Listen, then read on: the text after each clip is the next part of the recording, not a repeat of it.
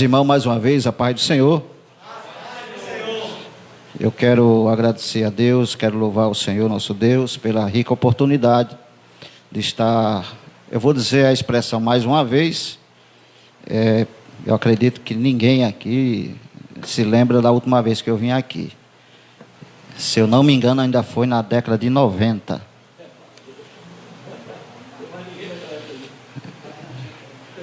Irmão, eu tenho essa cara de menino de 18 anos, mas eu vou fazer 50 já. Aí estive aqui faz muito tempo.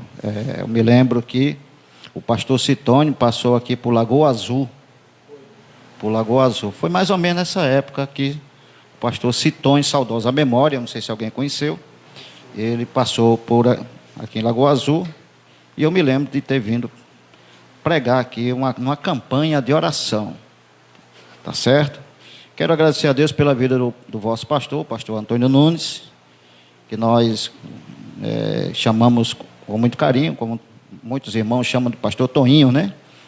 E também sua esposa, irmã Alda, nossa querida irmã Alda, e essa família, o filho do nosso querido pastor Antônio Nunes, nosso irmão Rogério, foi meu primeiro copastor, ali na congregação da África, ali na Ridinha.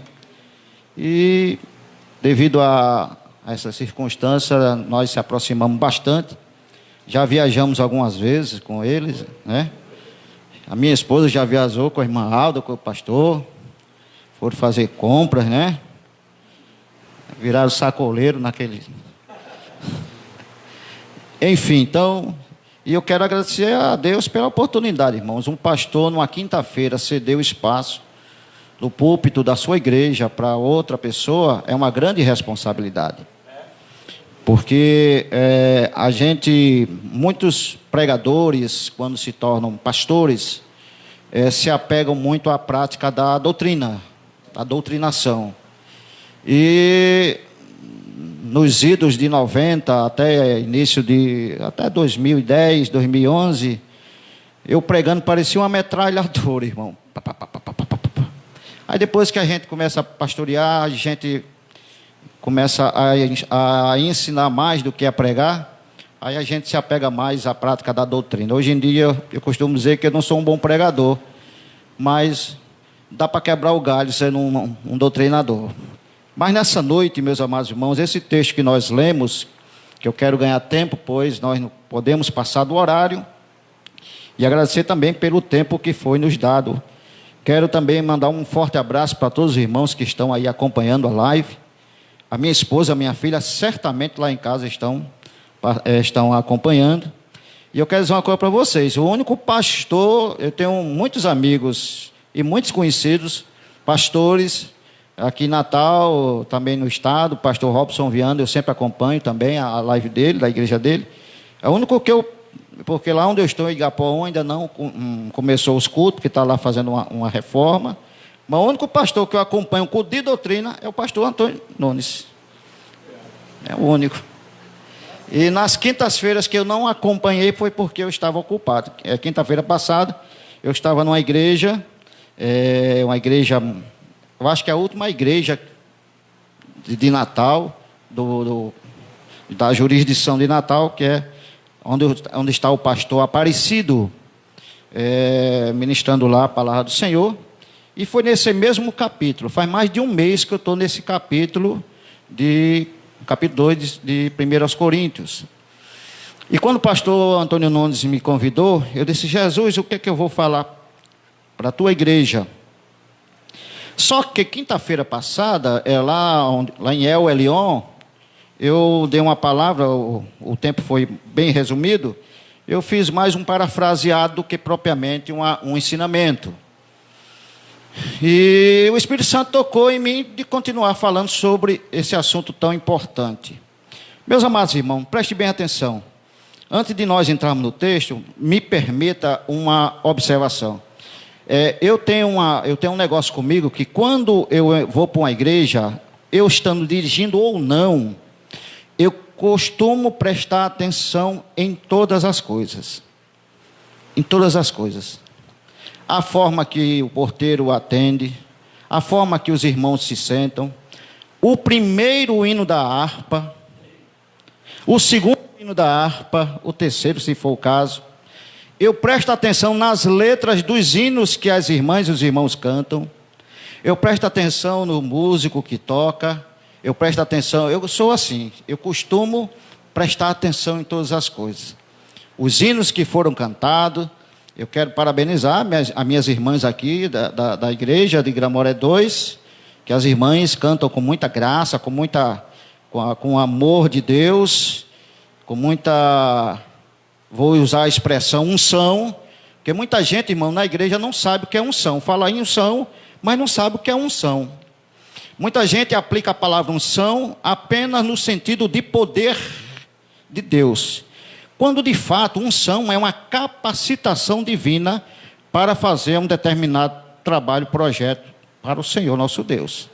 Por isso que o apóstolo João, ou seja, lá na epístola de João diz assim: e vós tendes a unção do santo e sabeis tudo, porque unção é a capacitação. Ora, quando no Antigo Testamento, um rei, um sacerdote, um profeta, era ungido, aquela simbologia do azeite derramado pelo chifre de um carneiro, né? O profeta ou um sacerdote derramava, aquilo é uma simbologia, que estava sendo ungido, ou seja, estava sendo capacitado para fazer determinadas obras. Tem pessoas que fazem alguma coisa na igreja, mas não são ungidos por Deus para fazer. Fazem por causa da necessidade, muitas vezes. É por isso que tem muitos trabalhos, projetos na igreja que não vai adiante, porque quem foi escolhido, certamente, até por uma necessidade, não tinha a capacidade divina para fazer aquilo. E tem muita gente que não entende isso. Tem muita gente que não entende isso. E também por motivo de muitas vezes a pessoa está verde. Eu costumo dizer que a obra de Deus, ela é crescente. E ninguém pode querer acelerar o processo de Deus na minha e na sua vida. Ora, eu costumo dizer, pastor Antônio Nunes, que me lembrei daquela história lá da manga que a irmã lá de Recife fala. Irmãos, fruto bom de se comer é fruto amadurecido no pé, sim ou não? Mas não tem fruto que a pessoa tira quando ela está, vou usar a expressão bem nordestina, está de vez, né? Aí tira, aí abafa ou bota carbureto para adiantar o processo. Me diga uma coisa, essa fruta vai ter o mesmo cheiro, aroma e sabor da que está amadurecendo no pé? Não, ela até amadurece, mas fica desfigurada, sem gosto. Então, se você quer crescer na obra de Deus, amadureça no pé. Porque você amadurecendo no pé, tudo quanto você for designado para fazer, vai dar certo, porque foi Deus que determinou. Amém? E a gente percebe sobre essa questão dessa pandemia, estava pastor mostrando os bancos aí, essas fitas, não se acostuma com a fita, né, irmão? O bom da igreja, da congregação, é a koinonia, a comunhão. A gente se acostumou, logo eu tenho o hábito de abraçar, entendeu? Aí a gente não se acostuma, mas, como já foi cantado aqui, isso vai passar em nome do Senhor Jesus Cristo. Mas a gente, voltando, eu estava meditando enquanto os irmãos falavam aqui, e eu tenho muito refletido esses meses. Nós estamos mais ou menos 5 meses, mais ou menos, de pandemia, e eu tenho mais de 40 anos de evangelho, desde criança sou crente, e nunca vi isso acontecer. Quem é antigo na igreja nunca viu isso acontecer, de igrejas ficarem fechadas e tal. Mas aí eu começo a perceber e a pensar nas dificuldades que os cristãos da igreja primitiva passavam. Irmãos, a gente reclama porque nós estávamos numa zona de conforto, muito bom. Acredite, aqui no nosso país, nós fazemos culto, se quisermos fazer, porque todo cidadão brasileiro, segundo a Constituição, tem o direito de ir e vir. Nós fazemos culto até em frente a uma igreja católica, não tem problema. A gente faz igreja em frente ao centro espírita, não tem problema. A gente faz em frente a um cemitério, não tem problema. Em frente a um hospital, que não pode fazer por causa do barulho, mas a gente faz, e não tem problema. Aí vem uma situação dessa, e muitas pessoas, a gente fica triste saber que tem pessoas que estão esfriando na fé. Aí eu imagino, Jesus, esse povo, será que dava para ser crente na época do povo primitivo, que tinha que se reunir em locais que não tinha ventilador, ar-condicionado, microfone, não tinha nem banco para sentar, mas se reuniam e sentiam a graça de Deus, sentiam a presença de Deus. Deus operava maravilhas, Deus curava, Deus batizava com o Espírito Santo, e aquele povo daquela maneira era pego pelas autoridades e eram mortas, iam para locais para ser devorado por leões, ser queimado num tacho com óleo fervente, mas ninguém corria, ninguém voltava para trás antes de eu vou morrer, mas eu sei que o meu galardão está preparado, eu tenho um encontro certo com o meu Senhor. Será que nós, irmãos, eu sou muito sincero, eu costumo dizer, o pastor que me convida, irmão, tem que ter muito juízo e coragem, porque eu gosto de falar as verdades. Eu não sou muito de florear, não. Será que nós seríamos crentes? Quando meu menino nasceu, o Vitor, eu quero até agradecer a Deus, porque Deus abriu uma porta de emprego para ele esses dias. Em plena pandemia, Jesus abriu a porta de emprego para ele. E meu menino nasceu ali na Casa de Saúde Petrópolis. Não tinha uma maternidade ali, na Casa de Saúde Petrópolis? Alguém conheceu? Eu nasci lá. Segundo minha mãe, eu nasci lá. E meu menino também nasceu, pastor. E lá, ali em Petrópolis, aqueles edifícios grandão, bonitão, de frente para o mar, aquela coisa linda, aquele espetáculo. E olhando assim, enquanto a mulher estava lá passando pelo bisturi do médico, que foi cesárea, e eu lá fora esperando, aquela agonia de pai, e olhando assim, Jesus, que coisa linda, Jesus, esse povo deve ser muito rico, morar ali é só quem tem dinheiro, não é verdade?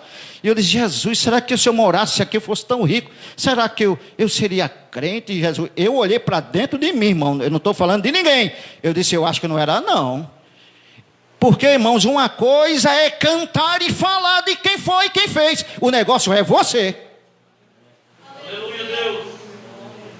No dia do arrebatamento, a minha esposa e meus filhos não podem segurar no meu paletó para ir para o céu. Estarão 2 numa cama, um será levado, um será deixado. Estarão 2 trabalhando no campo. Jesus é tão maravilhoso que Jesus colocou situações de tempo nessa situação. Porque alguém diz assim, quando será o arrebatamento? Vai ser de dia? Certamente vai ser de dia, irmão. Pastor, você é doido? Sou não, porque quando for dia aqui, lá no outro hemisfério, é noite. E se for no dia lá, aqui vai ser noite. Então vai ser de dia em uma parte do planeta e vai ser noite em outra parte. Então não tem problema se vai ser de noite aqui ou se vai ser de dia lá. Eu sei que um dia vai chegar, está chegando. Prepara-te, ó Israel, para te encontrares com teu Deus. Eu acho que a temática das pregações nos púlpitos tem que mudar. Essas pregações egocêntricas, quem te viu no chão vai te ver em pé, você vai pisar no gogó dele, você vai cuspir na cara dele. Pare com isso, você tem que pregar e ensinar. Prepara-te, pois Jesus está voltando. Irmão, Jesus está voltando. No Brasil, nunca se ouve, nunca se viu ataque em massa contra os evangélicos. Estamos tendo. Tem projeto de leis tramitando no Congresso para fechar a nossa boca, para fechar os templos. Ou você acha que essa demora toda É por causa de quê, irmãos? Se outros segmentos sempre ficaram abertos e ninguém fica doente. Sabe o que é isso? É o que está escrito no capítulo 24 de São Mateus. Jesus disse, olha, vem aí, antes do fim das coisas, vem o princípio das dores. E acredita, irmão, nós estamos no início, não estamos nem no meio do princípio das dores. E quem for santo, está escrito em Apocalipse, santifique-se ainda. Estamos no momento de se voltar mais para a conscientização. Porque crente não precisa de pregação, crente precisa de instrução, de ensinamento. Por isso que Paulo, escrevendo aos Filipenses, ele escrevendo, diz assim, eu dou graças a Deus, todas as vezes que eu me lembro de vós, e não canso de falar as mesmas coisas. Por quê? Para que vocês não esqueçam, porque nós temos essa dificuldade, nós já esquecemos das coisas, nós temos essa dificuldade. E o apóstolo Paulo aqui, agora entrando aqui, Paulo escreve à igreja de Corinto, e eu prometo a vocês que na outra vez que eu vier, no outro dia, eu até dou uma pregação, mas hoje é uma palavra doutrinária. Eu aprendi uma coisa dele, menino, viu? Eu sou de uma geração, acredite, quem é mais antigo sabe o que eu vou dizer. Eu cantei no conjunto infantil Aleluia, lá na congregação dos Tororóis, que hoje é Novo Alvorecer. Naquela época, eu apanhei muito da minha mãe. Porque minha mãe, até hoje, irmã Maria Lopes, está lá com 83 anos. Era daquelas crentes fervorosas, ainda é. A minha mãe dizia assim, você não quer ser crente em Jesus, não? Pois vai ser crente em mim, se arruma, vai tudo para a igreja. Mas mãe, não sei o que, vai. E era puxando pelas orelhas, e vai assim mesmo. Aleluia. E eu estou aqui, ó, glória a Jesus. Eu estou aqui. Levei, porque eu sempre gostei de jogar bola. Aí o pastor Francisco da Chaga, saudosa memória, o pastor Chaguinha, ele dizia assim, no culto de doutrina, era porta fechada antigamente.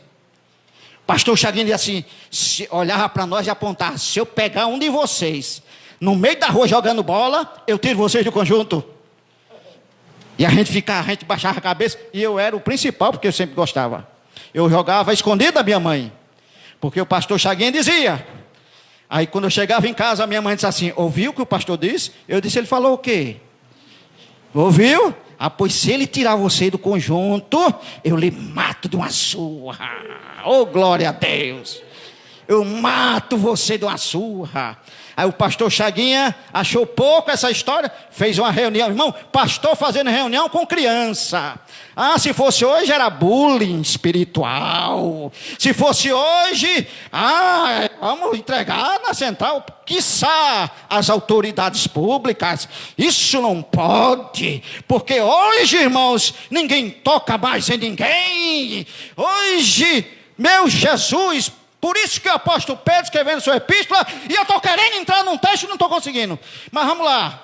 O apóstolo Pedro escrevendo a sua epístola, ele diz, desejai. Como um menino nascido de novo. O leite racional não falsificado. Quem conhece o tempo que tinha o governo? Eu não sei se era de Agripino, se era de Garibaldi, que entregava um leite. Tinha o leite tipo C. Não era nem o A nem o B, era o C. Parecia água branca. Era um leite falso. Mas a gente pegava porque a gente era carente. Pedro diz, desejai. Desejo é uma coisa intrínseca em todo ser humano. Foi Deus que colocou. A gente deseja ter um bom casamento, ter uma boa casa. Desejar coisa boa não é pecado, porque foi coisa de Deus que colocou em nosso coração. Eu duvido qual é a irmã e qual é o irmão que vai no shopping e olha assim, rapaz, hoje eu estou com dinheiro, mas vou comprar a roupa mais peba que tem para mim usar. Compra não, você compra melhor se você tiver condições, sim ou não? Porque faz parte do desejo da gente querer as coisas boas. Eu estou desejoso de tocar de carro, meu. Oh, glória a Jesus. Mas vai chegar um tempo que sim ou não. Mas glória a Deus por esse. É coisa divina desejar. Pedro diz, desejai como meninos nascidos de novo. o leite racional, ou seja, racional, raciocínio, razão. E aqui na leitura, vocês vão ver aquilo que o olho não viu, o ouvido não ouviu, e não subiu ao coração. O coração aqui não é o órgão que bombeia o sangue, e sim o intelecto. Aleluia. Desejai, como menino nasce, o leite racional. Aí Paulo, escrevendo a Romano, diz: irmãos, pelo amor de Deus, pela compaixão de Deus, entregue os vossos corpos vivos, santo e agradável a Deus, que é o vosso culto racional, razão. Culto da razão. Você tem que vir para a igreja sabendo o que você vem fazer. E a irmã cantou aqui: adorar a Deus. Porque quando se vem adorar a Deus, os cargos, eles são secundários. Eu não estou dirigindo a igreja esse ano, mas nem por isso, nem minha fé diminuiu, nem deixei de ser menos crente, porque se é um atributo que Deus dá, e para colocar, irmão, a pirâmide lá no céu é de cabeça para baixo. Lá quem está em cima não é quem é maior não, aqui na terra não é quem é maior não. O maior fica de cabeça para baixo, o pequeno aqui é do mesmo tamanho do grande, ou seja, todo mundo aqui tem o mesmo tamanho.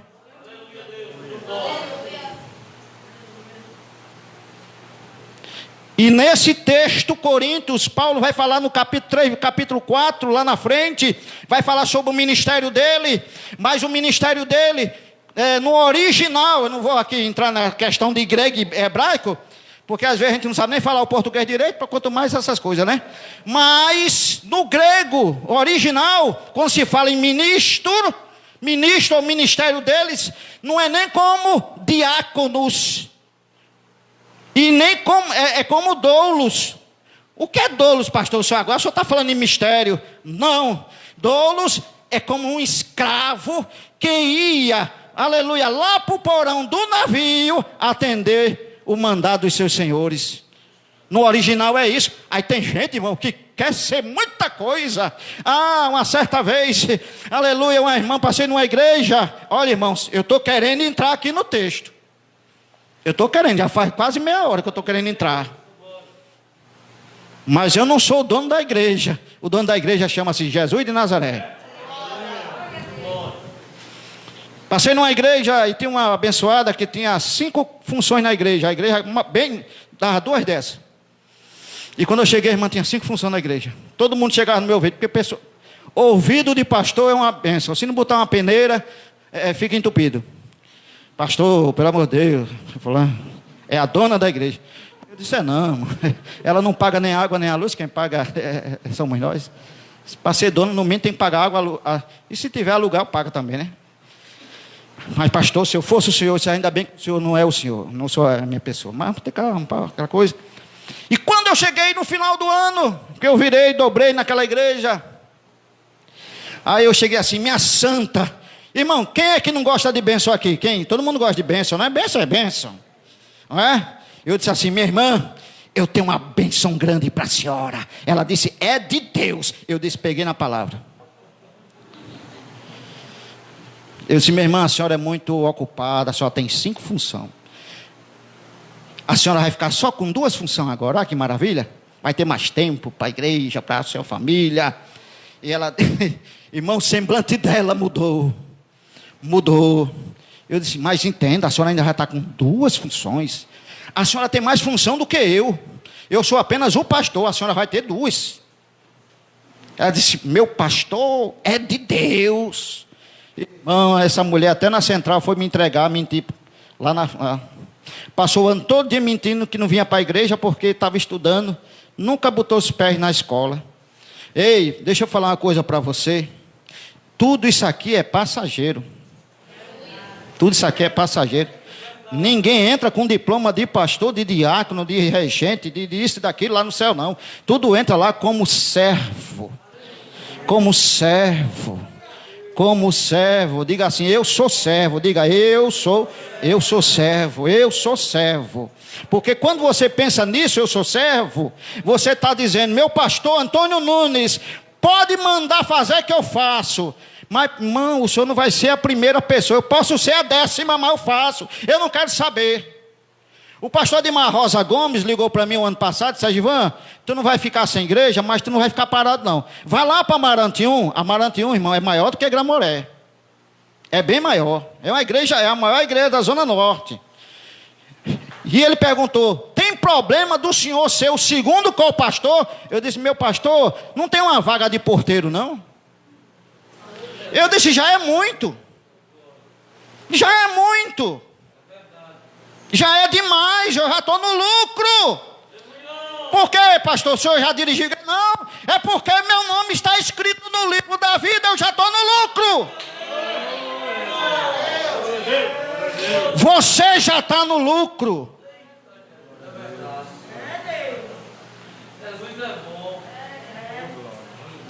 Você já está no lucro. Capítulo 10 de Mateus, Jesus chama os discípulos: agora eu vou dar poder a vocês, ó. Outra coisa, irmão, aprenda isso. A gente vê muito isso. Pastor Toninho, pode puxar meu paletó, viu, se eu achar que eu estou errado. Aí eu peço misericórdia. Uma certa vez, numa congregação aqui da Zona Norte, uma igreja grande, o Apolo, eu fui pregar numa campanha de oração. Mais de um mês de campanha de oração. O culto parecia uma água. Se passasse uma abelha voando, a gente ouvia o batido das asas da abelha. Ah, o pastor gosta de barulho. Não.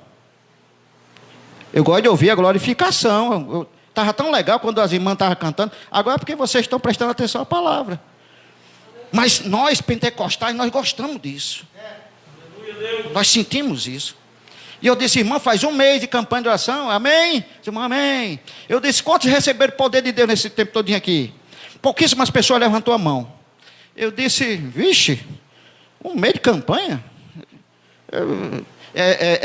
Quem tem carro, a bateria do carro é baixa, né? Aí tem um negócio, um fio que bota na bateria do outro carro para dar uma ajuda, não é? Para dar uma carga, para ver se aquele carro chega ao destino, né? Para se o cabo tiver dinheiro, no outro dia comprar uma bateria nova. Eu disse: meu Deus. Eu disse: muito bem. Agora, quem recebeu o poder de Deus? Aí eu disse assim: você recebeu o poder de Deus? Você está com poder? Amém? Você vai fazer o que com esse poder?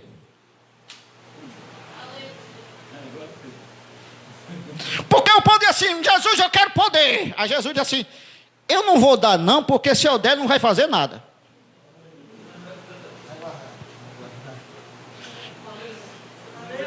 Esses congressos que tem por aí, eu fico só olhando, eu fico lá, o pessoal vem na frente e chora, e uns caem no chão, e lá vai.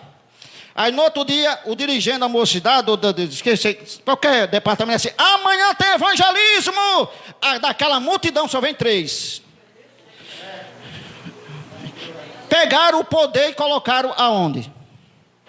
Jesus disse: olha, eu vou dar poder a vocês. Aí lá vem, aí fizeram lá uma coisa grande. Aí uns chegaram: mestre, nós curamos os enfermos. Aí Jesus disse: amém, beleza. Senhor, expulsamos o demônio. Jesus: opa, foi para isso que eu dei poder. Senhor, então. Aí Jesus disse: ei, eles já estão querendo aparecer demais. Irmão, quem tem que aparecer na igreja é o Senhor Jesus Cristo. Toda honra e glória seja dado a Ele.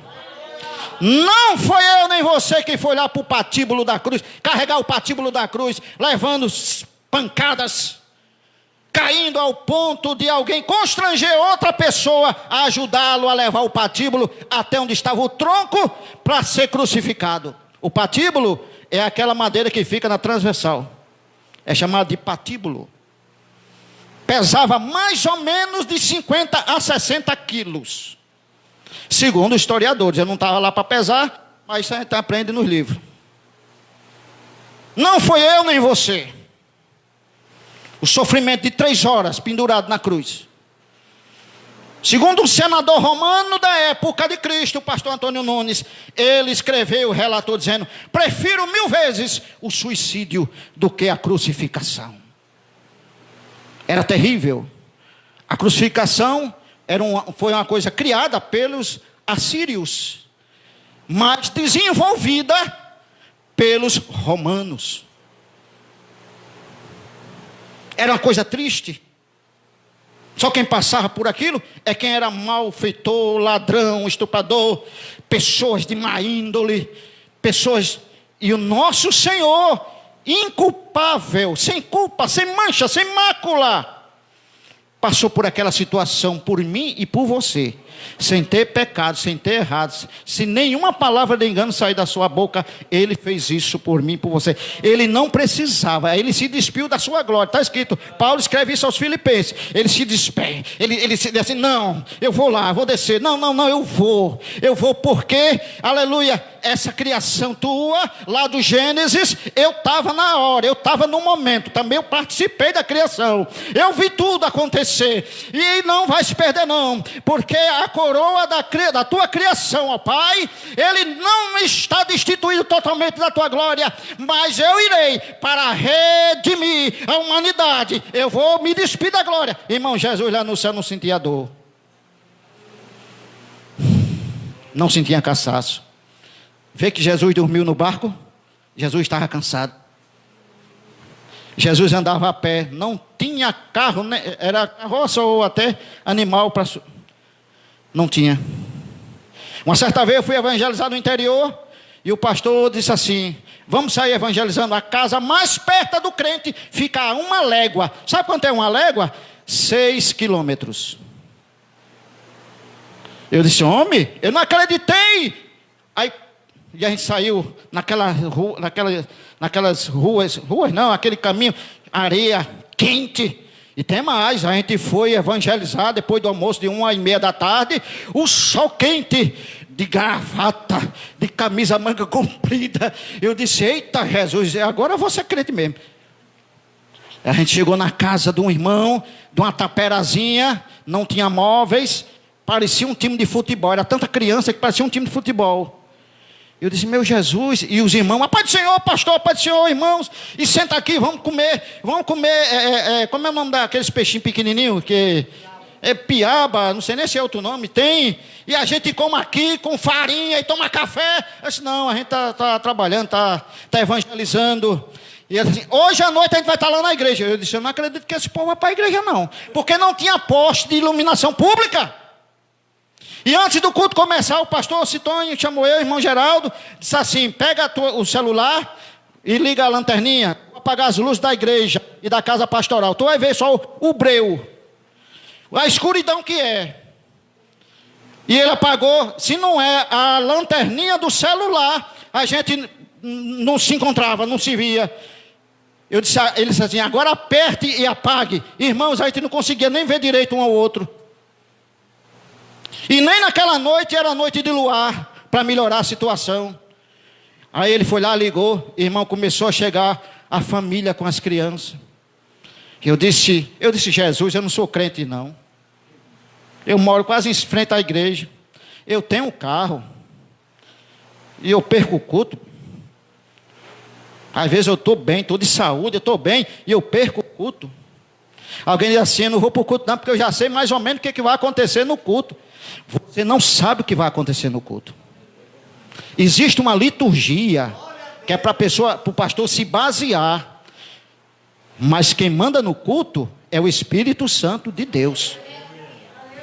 Já teve cultos eu dirigindo, eu disse: irmão, eu estou sentindo de Deus fazer um negócio totalmente diferente. Conjunto nenhum vai cantar.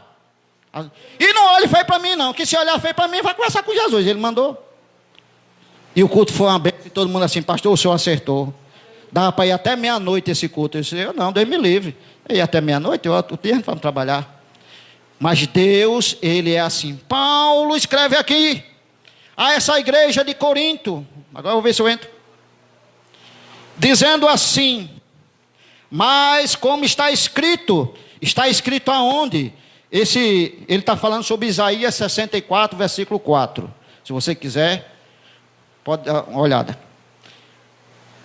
O versículo é igual? Não. É bem parecido.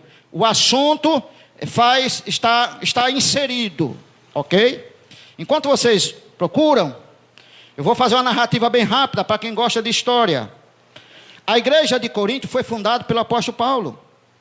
Paulo passou 18 meses na cidade de Corinto e estabeleceu aquela igreja lá.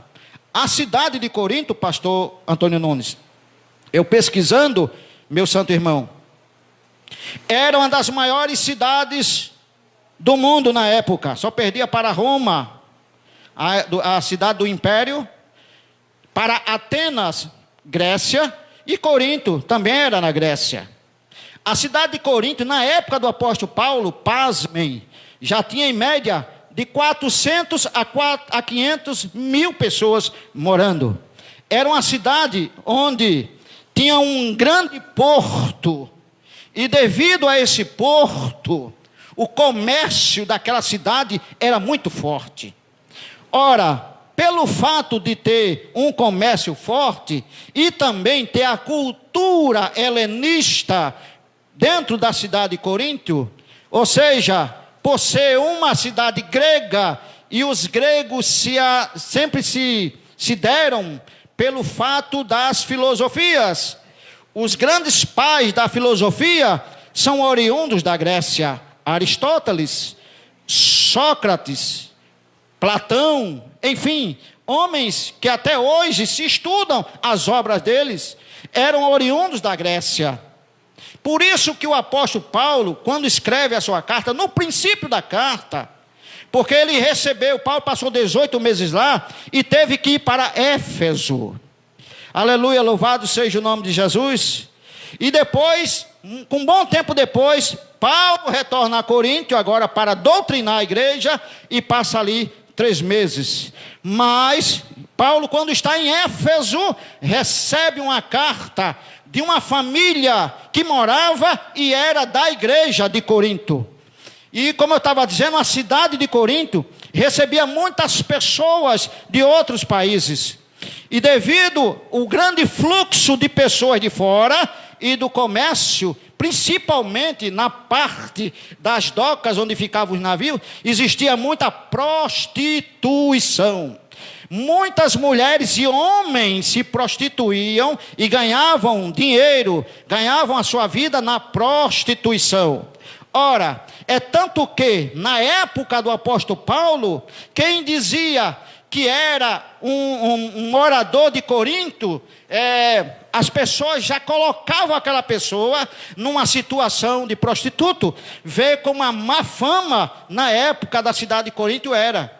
E outra coisa, eles se davam pelo fato de que o conhecimento literal era uma coisa que eles não deixavam passar. O que aconteceu com a igreja de Corinto foi que as pessoas foram aceitando, e teve grupos na igreja de Corinto que observava essas práticas ainda do mundo. Ou seja, por isso que Paulo, desde o capítulo 1, vai falar sobre sabedoria humana. Se vocês olharem aqui no capítulo 2, versículo 1, vai dizer assim: e eu, irmãos, quando fui ter convosco, anunciando-vos o testemunho de Deus, não fui com sublimidade de palavras ou de sabedoria. Porque alguns achavam que Paulo era indouto, apesar que Paulo não era indouto. Paulo falava mais de 3 línguas. Ele tinha a cidadania romana, de cidadania judaica. Paulo, ele era professor de teologia, porque aprendeu aos pés do maior fariseu, ensinador da época dele, que foi Gamaliel. Paulo, ele tinha conhecimento do Antigo Testamento, da Torá. Paulo conhecia o Antigo Testamento. Paulo conhecia as regras que regem a Torá e o Talmud. Ele tinha todos esses conhecimentos. Mas, mesmo assim, um grupo da igreja achava ele um pouco indouto. Apesar que tinha também uma... irmão, misericórdia. Alguém acha que uma igreja cheia de dons espirituais não tem problema, não é assim? Ao contrário, a igreja de Corinto é um exemplo fiel de que dom espiritual, se você tem um dom espiritual, não lhe assegura a salvação. Alguém acha que quem fala muito língua alguém diz assim: rapaz, esse é mais santo do que o Espírito Santo. Esse é santo.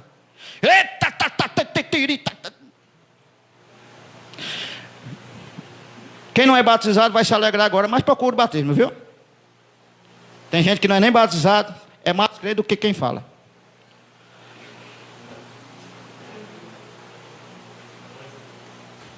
Tem gente que é calado, que é mais crente, que é mais santo do que quem grita muito. Uma vez eu vi um vídeo no Facebook de um pregador dos Gideões derramando, irmão, derramando óleo de azeite na cabeça dele, mais de 1 litro. Das duas, ele tem dinheiro para comprar azeite, né? Fiquei sabendo que depois esse abençoado se afastou do evangelho. Parece que retornou agora, e é uma pessoa conhecida. Dom espiritual não é garantia de salvação. Garantia de salvação é obediência à palavra de Deus. Glória a Deus. Dom espiritual é uma dor, não é para... Paulo escreve isso a Corinto, essa igreja abençoada, foi a igreja que ele mais amou. Mas foi a igreja que deu mais trabalho.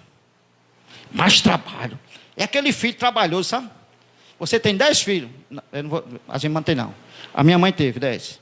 Mas não tem aquele que dá mais trabalho? Parece que a mãe ama mais aquele que dá trabalho. O pai ama mais aquele. Paulo amou, foi a igreja que ele mais amou. Porque tinha um negócio lá. Aí tem uma família. E eu vou explicar uma coisa. Pastor Toninho depois pode até relatar. Os irmãos sabem o que é fuxico e o que é zelo.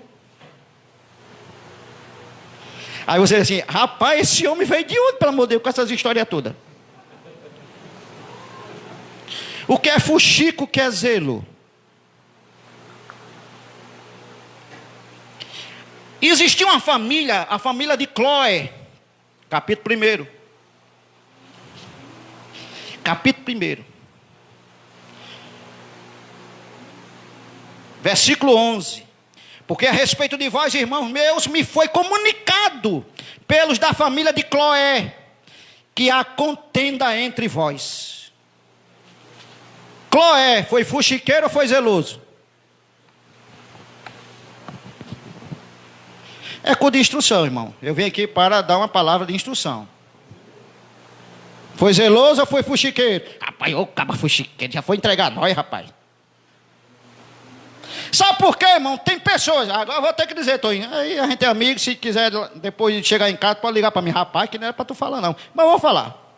Tem pessoas que estão aproveitando esse período para dizer assim, rapaz, agora eu descobri que eu posso ser crente em casa, só com live.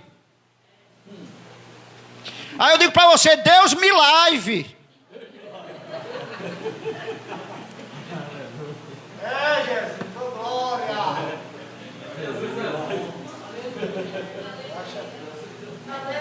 Sabe qual é a diferença de ser crente em casa na live? Nada contra a live, até porque a gente está fazendo uma, né, irmão? Ei, Deus te abençoe. Deus tem uma palavra poderosa. Deus tem uma bênção para você. Aquele documento vai sair da gaveta. Deus vai assinar por você, viu? É para você. Fazer com o pastor aqui. Diga amém. Foi alguém. Eu senti isso dizer agora. Sabe o que é fuxico, irmão? É você dizer as coisas de alguém querendo o mal dele. É fuxico. Mas quando você vê uma situação, diz assim, pastor Toninho, rapaz, não é que eu vi o pastor Sérgio, seu amigo, numa situação assim, homem, dê um conselho a ele, converse com ele. Eu acho que ele, sabe, é uma alma preciosa. Tem pessoas que se afastam do evangelho, irmão. Tem pessoas que da igreja, que passa por essa pessoa, não fala com a pessoa. Não dá a paz do Senhor. E assim, olha, miserável, eu sabia que ele ia sair. Fica lá, que é só enrolando. Eu fui pregar em Nova Descoberta, eu vou dizer até o nome da igreja. Eu não vou dizer o ano, para ninguém saber. Aí quando eu cheguei lá, ninguém me conhecia, fiquei sentado no meio do banco. Aí veio um obreiro até a mim e disse assim, é o senhor que é o pregador? Eu disse, o pastor me chamou para trazer uma palavra no domingo, culto de missões. Naquela noite aceitou 2 pessoas. Igreja grande, nossa coberta é grande. Mas o pastor, rapaz, ele fez um negócio incrível. Ele estava disciplinando uma irmã que tinha pulado a cerca. E o pastor, de domingo, rapaz, disciplinando. E disciplinou mais 5 jovens. Eu digo, eita, esse pastor é quente mesmo. Disciplinando o povo, culto domingo. E o chicote estralando lá. Eu digo, eita, eu fiquei até com medo de pregar. Eu disse, vai que eu falo alguma coisa, ele me puxa lá. E lá vai o negócio. Irmão, se o senhor é o pregador, eu disse, irmão, sou eu mesmo. Vamos ali para cima. Eu quase que dizia, o homem deixa. Mas um grande homem de Deus, eu conheço ele de perto. Mas tinha duas pessoas atrás, falando mal da pessoa que está sendo disciplinada. Irmão, já estava sendo disciplinado, já é constrangedor. Num culto de domingo, tinha duas pessoas assim, eu não disse que essa miserável. Eu não disse, a miserável. Eu comia assim, Jesus, não deixa eu olhar para trás não, porque eu vou ser obrigado a falar uma verdade para essa pessoa. O valor da sua alma, que você tanto zela para morar no céu, é o mesmo valor dessa pessoa.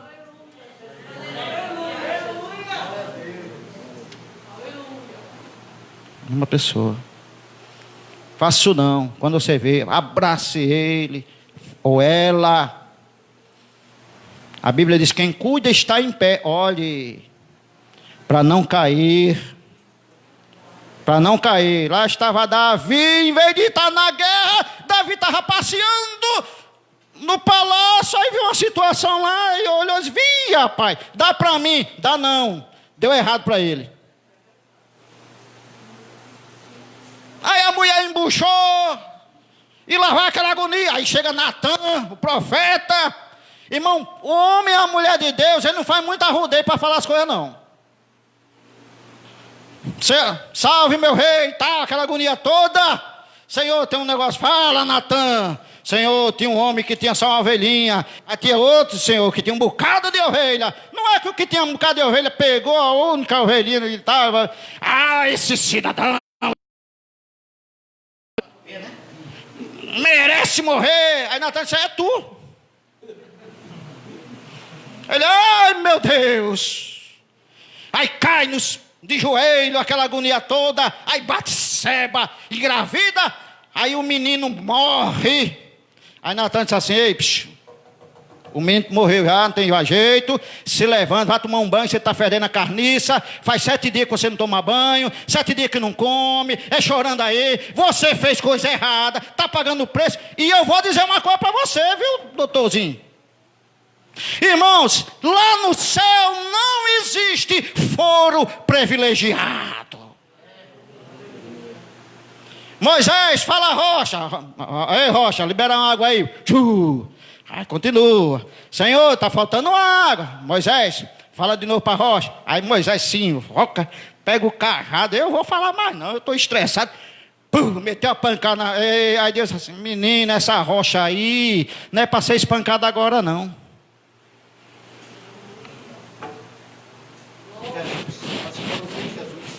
Era a tipologia de Jesus. Porque Jesus disse, Pedro, tu és Pedro. Pedrinha pequena, tu és Cefas. Cefas significa no grego pedra pequena. Esmiuçada, você é pedra pequena. Agora Pedro, sobre esta pedra, eu sou a pedra angular, a pedra de esquina. A pedra que os edificadores rejeitaram.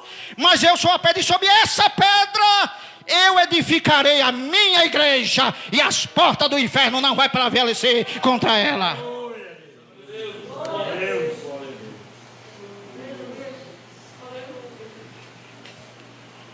Aleluia, glória a Deus. Lá no céu não tem foro privilegiado. Aí Deus assim, Moisés, tu não vai entrar em Canaã não. Como é que é? Eu passei 40 anos, homem. 40 anos, Natan, Abiram, Coré se levantou contra mim, lá vai, a terra engoliu. Homem, teve aquele negócio das cordonices que tu mandou e tal. Tu tivesse misericórdia, nossa sandália não se torou, né? Roupa nem se consumiu.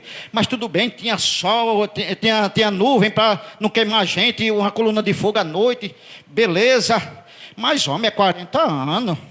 Senhor, deixa eu entrar. Não se fala mais nisso. Eu vou te dar uma colher de chá, Moisés. Tu vai subir lá no Nebo. Tu vai lamber os beijos, tu vai só ver. Quem vai entrar lá é Josué e Caleb. Josué e Caleb. Mas Moisés, né? O pastor presidente dos presidentes, dos judeus. Mas não vai entrar não, meu filho. Sabe por quê? Porque, irmão, com Deus não tem foro privilegiado, não. Tem arrumadinho, não. Ei, isso aqui, o dízimo é grande. Mexe com ele não, pastor, pelo amor de Deus. Ah, meu Deus. Como se Deus precisasse de dinheiro de alguém. A minha mãe, quando eu era criança, lavava roupa para fora. Minha mãe tinha não sei quantas lavagens de roupa, porque meu pai trabalhava, mas meu pai era alcoólatra. E também a gente ajudava. E eu via acontecer. Uma certa vez, eu ajudando, eu com a trouxa de roupa na cabeça, um molequinho magrinho, feio que dava dó. E minha mãe com 3 trouxas, uma na cabeça e 2 aqui. A gente para entregar a roupa no condomínio lá. Para um carro da época do ano, bacana. E disse, a senhora é a irmã Maria Lopes? E minha mãe disse assim, misericórdia, sou eu mesmo, o que está acontecendo? A senhora vai voltar para casa agora. Meu filho, eu vou entregar a roupa. Não, a senhora bota dentro do carro aqui. Entra aí. Se preocupe não, nem vou assaltar. Sou crente também. Mas e era lá para a banda da Zona Sul. Isso é longe. Porque eu estava em casa. Eu estava na minha casa. E Jesus mandou eu ir para o Hiper Bom Preço. Naquela época o Hiper Bom Preço era o maior supermercado de Natal. E fazer uma compra de tudo. E eu disse, Jesus, a minha está tudo cheio. Não é para você. E ele comprou e disse assim, agora vá pela Antônio Basílio e encontre-se com a Jaguarari. E procure a irmã Maria Lopes. Ela está precisando. Você acredita nisso? Você acredita nisso? Quem precisa de dinheiro é o caixa da igreja para pagar a luz, mas Deus não precisa de dinheiro de ninguém não. Ele é o dono do ouro da prata. Paulo, por isso que Paulo está dizendo aqui, ó, as coisas que o olho não viu.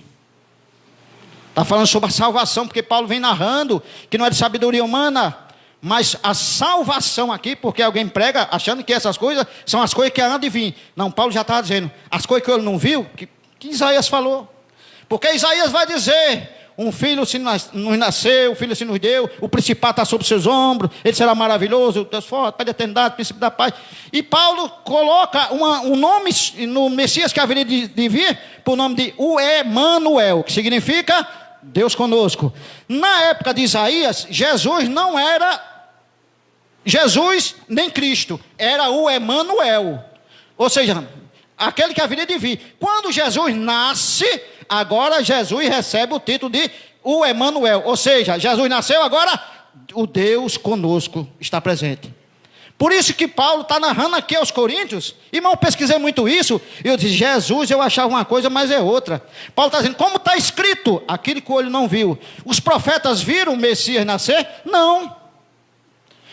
As pessoas que morreram ouvindo essa mensagem, viram isso? Não. Por isso que é assim, aquilo que o olho não viu, que o ouvido não ouviu, e que não subiu o coração do homem, foi o que Deus preparou. Preparou o quê? Jesus fala isso para pessoas no Novo Testamento. Quem já ouviu falar da história do encontro maravilhoso com Nicodemos? Jesus fala sobre isso a Nicodemos. Quando disse, Nicodemos, você tem que nascer de novo. Ele disse, Senhor, tem que entrar no ventre da minha mãe, nascer. Não. É porque você só entende as coisas da carne, Nicodemos. Porque quem é carne, quem é nascido da carne é. Por isso que esses atores, esse povo da mídia, esse povo, irmão, eu fico horrorizado quando um crente, um pregador, um pastor, para esses programas secular, e o povo fica entrevistando. Mas você é crente mesmo? Não sou crente não. Esse negócio de crente é muito. Me dá uma raiva, irmão. Eu digo, acaba frouxa, uma mulher frouxa. Acaba assessor. Uma vez me perguntaram. O encarregado, o supervisor lá na conta me perguntou, Sérgio, tu é crente? Eu disse, sou crente, lavado, passado, alvejado, ensaboado pelo sangue de Jesus. Vixe, esse homem é crente mesmo. Eu sou crente do dedinho do pé até o último cabelo, cara. Eu sou crente. Ele disse, vige, eu mexi, catuquei onça com vara curta. Eu disse, não, você catucou uma ovelha com vara curta. Eu não sou onça, não. Natanael foi outro que teve esse encontro maravilhoso. Aqui já entra na parte da cristologia. Filipe disse assim, olha, Natanael, encontramos aquele que as profecias falavam, o Messias. Vem ver, vem ver. Aí ele perguntou, de onde é que vem ele? Aí Filipe disse assim, ele vem lá de Nazaré. Aí Natanael diz assim, porventura pode vir alguma coisa dali? Que discriminação, irmão, que bullying, né? Que bullying, porque lá em Nazaré, a região de Nazaré, era uma região meio complicada. As mulheres de lá já gostavam de se envolver com pessoas estranhas. Então existia um certo dilema de que quem vinha, quem nascia, quem morava em Nazaré, tinha uma vida meia torta. Muitos judeus da Judeia não gostavam de ir para os termos de Nazaré. Acredita nisso? Aí Natanael disse assim, porventura pode vir alguma coisa boa de lá? Aí Jesus poderia dizer assim, homem, tu não me conhece. Não, aí Jesus faz um elogio a ele. Ele diz assim, Natanael, eis aí um israelita que não há dolo, ou seja, não há engano. Aí Natanael diz assim, de onde me conheces tu, Senhor? Ele disse, Natanael, antes que você viesse a mim, eu te vi debaixo do pé de uma figueira. Ele disse, Senhor, ai meu Deus, realmente tu és o Messias. Natanael, só porque eu disse isso você creu? Você ainda vai ver coisas maiores, Natanael. Você vai ver coisas maiores, meu filho. Aleluia. E também Pedro, para finalizar, irmão, vou ficar só nesse versículo. Pensei de falar mais alguma coisa. Aí Pedro, quando nega Jesus, quantas vezes o galo cantou, irmão? Não, o galo não cantou 3 vezes, não. Pedro que negou 3. O galo cantou 2 vezes. Eu pesquisando, vocês sabiam que esse galo não é um animal? Não é o galo, não. Aí você vai dizer, rapaz, esse homem veio hoje para... Porque um irmão chegou a mim, pastor Saivan, que raça era aquele galo que cantou lá? Quando ele começou a dizer o nome da raça dos galos. Esse era... Diz aí o nome dos galos aí, eu não sei não. Ele me disse, é galo isso, é galo... Eu disse, isso é uma pergunta capciosa, ele sabe de alguma coisa. Irmãos, eu já preguei um bocado de vezes, já ensinei que era galo mesmo. Uma vez, irmão, eu saí do sentido, eu não vou mentir, até cantar a história do galo eu cantei. Jesus do céu. Aí fui atrás, fui pesquisar nos livros. Lá em Jerusalém, as cidades sagradas não podia se criar animais. Não podia. Pelo fato de ser cidades sagradas. Jerusalém era uma, Samaria era outra. Não podia. Por isso que Jesus pega o açoite, expulsa os cambiadores, mas também porque tinha animais lá sendo vendidos no templo. Não podia. Os únicos animais que entravam em Jerusalém eram aqueles que seriam oferecidos a sacrifício. E o galo, pastor, para finalizar, viu? Isso é bom vocês aprenderem. Eu sei que esse abençoado prega muito. Rapaz, eu não tenho inveja de tudo não, mas eu tenho, sabe, tem uns irmãos aqui que pregam, rapaz, assim, Jesus, o cara é convidado para pregar em Gramoré 2, cheio de pregador. E o que esse galo é? Em Israel, na época de Cristo, tinha 2 tipos de vigílias, uma da judaica e outra romana. A romana era 3 vigílias, a judaica era 4. Da judaica começava de 6 da noite a primeira, até 9, de 6 a 9. A segunda ia de 9 à meia-noite. A terceira de meia-noite às 3 horas da manhã. E a quarta vigília ia de 3 às 6 da manhã, era 4. A romana começava de 9 horas da noite. Era diferente da judaica. E Jesus, até isso Jesus disse com certeza e clareza. Você vai ver isso no Evangelho de São Marcos. Marcos é o único que fala sobre a quantidade que o galo, que vocês vão aprender que não é galo, aparece. Jesus disse, antes que você me negue 3 vezes, o galo vai cantar 2. Toda vez que te encerrava-se uma vigília, um soldado romano ficava na torre chamada Antonina, lá em Jerusalém, ele subia lá, quando terminava a vigília, ele tocava, dava um toque só. Sabe como era o nome desse toque? Na linguagem latina daquela época, o canto do galo. Também conhecido como Galicinium. Aí você vai dizer, tudo bem, mas foi 2 vezes que o galo cantou. Como era Páscoa e Jerusalém tinha muita gente, então era necessário na festa da Páscoa e nas grandes 3 festas judaicas, que era da Páscoa, do Pentecoste e da colheita, a última vigília, o soldado romano na Torre Antonina não tocava uma vez, tocava 2 vezes. Por isso que quando Pedro começou a negar Jesus, irmão. Alguém pensa que foi assim, né? Negou agora. Começou a negar Jesus mais ou menos por meia-noite. Foi até 6 da manhã nessa agonia toda.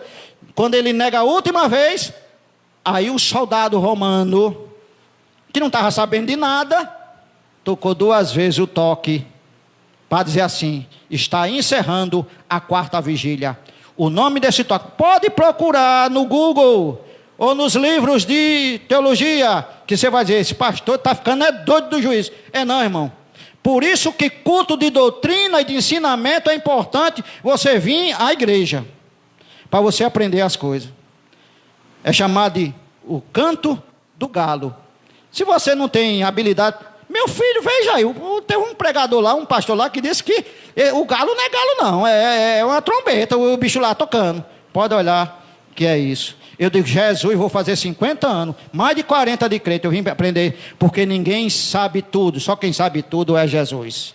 Aquilo que o olho não viu, e que o ouvido não ouviu, que não subiu, o intelecto, foi o que Deus preparou. E Deus preparou algo maravilhoso, que foi a salvação, a redenção, na pessoa bendita de Jesus. Só quem crê que é salvo, dê um glória a Deus. Só quem crê nessa salvação. Se você crê que seu nome está escrito no livro da vida, glorifique ao Senhor. E você que está em casa, aleluia, se apegue-se com o Senhor nosso Deus. Saiba que Ele te ama, Ele zela por você. Você é a menina dos olhos de Deus. Nós somos a igreja escolhida. Pode acontecer o que acontecer, aleluia, pode vir o que vier, mas permaneceremos firmes, inabaláveis, na presença de Deus, porque o dono da igreja está conosco. Quem pode dizer amém? Amém. Irmãos, ore por nós. Eu quero agradecer muito a oportunidade. Certamente, possivelmente, não foi aquilo que você esperava ouvir, mas foi aquele, irmão. Perceberam que eu praticamente não falei naquilo, fiz até rascunho, porém a gente fala, eu sou ainda moda antiga, eu falo o que eu sinto de Deus falar. Então que Deus abençoe vocês, em nome de Jesus. Muito obrigado, pastor Antônio Nunes, estamos à disposição, tá certo? E quem está em casa receba a bênção de Deus, em nome do Senhor Jesus, e eu digo amém. Aleluia.